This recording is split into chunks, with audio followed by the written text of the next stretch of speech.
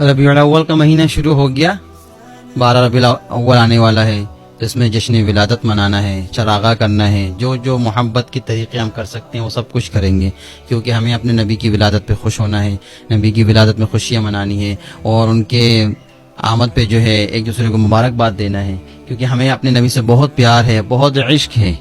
تو میرے بھائیو، دوستو، بزرگوں، اگر ہمیں اپنے نبی سے بہت پیار، بہت عشق ہے، تو صرف جشن ولادت کے اوپر آ کے ہی سب کچھ ختم نہیں ہو جاتا۔ جشن ولادت منا رہے ہیں، عشق کے دعوے کر رہے ہیں، محبت کا اظہار کر رہے ہیں، تو اچھی باتیں کریں، لیکن محبت کے اظہار کے لیے اور بھی بہت سارے طریقے ہیں، اور بھی بہت کچھ ہیں۔ محبت اگر سچی کسی سے ہو جائے تو اس کے در و دیوار سے، اس کی ہر چیز سے، قول و فعل سے محبت ہونے لگتی ہے، اس کی ہر چیز ماننے لگتے ہیں، اس کی ہر چیز کو یاد رکھنے لگتے ہیں، اس کے ہر قول کو سمجھتے ہیں اور یاد کرتے ہیں، اس پر عمل کرتے ہیں۔ تو محبت اگر اسی ہی نبی سے ہے تو محبت اس چیز کو بھی کہتے ہیں، عشق اس چیز کو بھی کہتے ہیں۔ اپنے نبی کے خاطر، اپنے نبی کی باتوں کی خاطر، ہمارے نبی نے جو فرمایا ہے اس پر عمل کرنا ہے، جس سے منع کیا ہے اس سے رکنا ہے۔ ہمارے نبی نے فرمایا کہ پوری امت ایک جسم کی طرح ہے، پوری امت ایک جسم کی مانند ہے۔ اگر آنکھ میں درد ہو تو پورا جسم پریشان ہوتا ہے،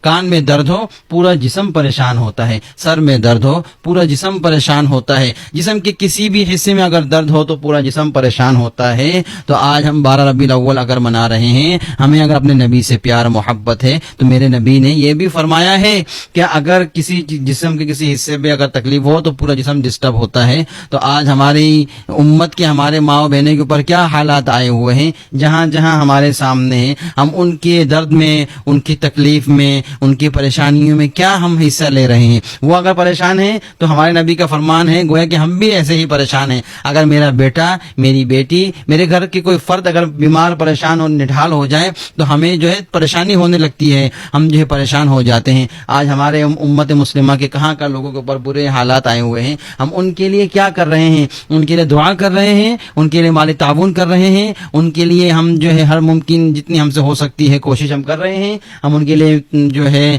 کچھ کر رہے ہیں، ان کی مدد کر رہے ہیں، ان کے لیے دعائیں کر رہے ہیں۔ تو میرے نبی کا یہ بھی فرمان ہے، یہ بھی عشق محبت کی علامت ہے۔ محبت اگر جشن ولادت منانے کا ہی نام ہے تو محبت یہ بھی ہے میرے نبی کے فرمائے ہوئے باتوں پر عمل کرنا ہے۔ میرے نبی نے فرمایا صل من قطعک، جو تیرے ساتھ توڑے تو اس کے ساتھ جوڑ، تو تیرے ساتھ ظلم کرے تو اس کو معاف کر دے، جو تجھے نہیں دے تو اس کو دے، جو تجھے تیرے ساتھ برائی کرے تو اس کے ساتھ اچھائی کر۔ یہ نبی کا فرمان ہے، یہ بھی محبت ہے۔ کسی نے اگر تکلیف دی ہے، کسی نے اگر گالی دی ہے، کسی نے اگر برا بلا کہا ہے، کسی نے اگر ظلم کیا ہے، کسی نے اگر کچھ کہا ہے، کوئی ہمارے ساتھ بھلائی نہیں کرتا، کوئی ہم سے بات نہیں کرتا، کوئی ہمیں سلام نہیں کرتا، تو میرے نبی کے بتائے ہوئے بات پر عمل کرتے ہوئے اگر ان سے سچی محبت ہے تو ہم اپنے نبی کی بتائے ہوئے بات پر عمل کریں گے، ہم اس سے بات کریں گے۔ اگر وہ اچھائی نہیں کرتا تو ہم اچھائی کریں گے، اگر وہ ظلم کرتا ہے ہم معاف کر دیں گے، اگر وہ سلام نہیں کرتا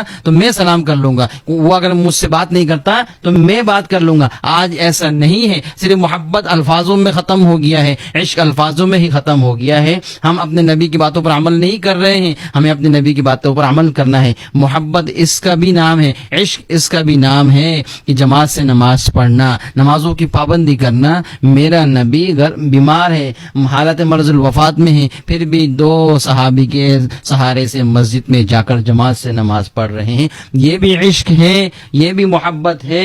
میرے نبی نے راتوں کو اٹھ کر نمازیں پڑھی ہے، تہجد کی نماز پڑھی ہے، اپنے پیروں کو سجایا ہے، اپنے پیروں کو تھکایا ہے، اپنے جسم کو رات بھر جگایا ہے، تہجد میں نمازیں پڑھ کے سجدے میں گر کر دیر دیر تک اپنے آپ کو اللہ کے بارگاہ میں پیش کیا ہے، لمبی لمبی دعائیں کی ہے، لمبے لمبے سجدے کیے ہیں، اپنے امت کے لیے روتے رہے ہیں۔ یہ بھی عشق ہے، یہ بھی محبت ہے۔ اس کو ہی عشق کہتے ہیں، اس کو ہی محبت کہتے ہیں۔ صرف جشن ولادت منانے سے محبت ختم نہیں ہوتی، جشن ولادت کو منانے سے عشق ختم نہیں ہوتا۔ اگر کوئی ہمارے ساتھ کچھ بھی غلط کرے ہم اس کو معاف کر دے۔ نمازیں پڑھنا، تہجد میں اپنے آپ کو تھکانا، اپنے پیروں کو سجانا، اور کڑوی کڑوی سنتیں ہیں، صرف ہمیں میٹھی سنتیں کیوں یاد ہے؟ دعوت قبول کرنا سنت ہے، یہ ہم بولتے ہیں، عشق منانا سنت ہے، یہ ہم بولتے ہیں، نبی کی کڑوی سنتیں بھی ہیں،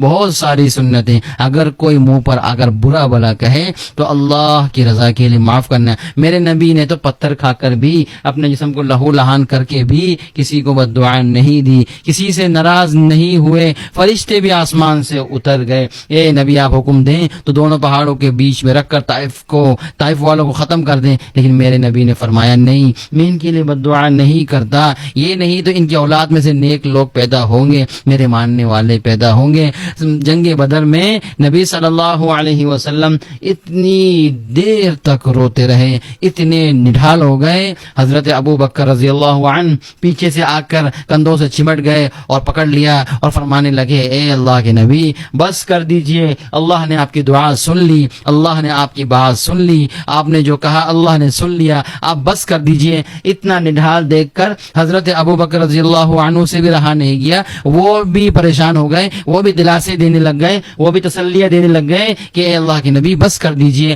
اتنا مت روئیے، اتنا نڈھال مت ہوئیے. لیکن اللہ کے نبی ہاتھ اٹھا کر، ہاتھ اوپر کر کے دعائیں کر رہے ہیں، اے اللہ ان بدر کے صحابہ کی مدد کیجئے، ان بدر والے صحابہ کی مدد کیجئے. اگر آپ نے ان کی آج مدد نہیں کی، یہ 313 صحابہ ہیں، اگر ان کی آپ نے مدد نہیں کی تو روئے زمین پر آپ کا نام لینے والا کوئی نہیں ہوگا. یہ بھی تو سنت ہے، دعائیں کرنا، اللہ کے سامنے رونا، سجدے میں گڑ گڑانا اور اپنے آپ کو اللہ کے سامنے پیش کرنا اور اللہ کی رضا کے سب کے ساتھ اچھائی کا معاملہ کرنا، یہ بھی تو سنت ہے.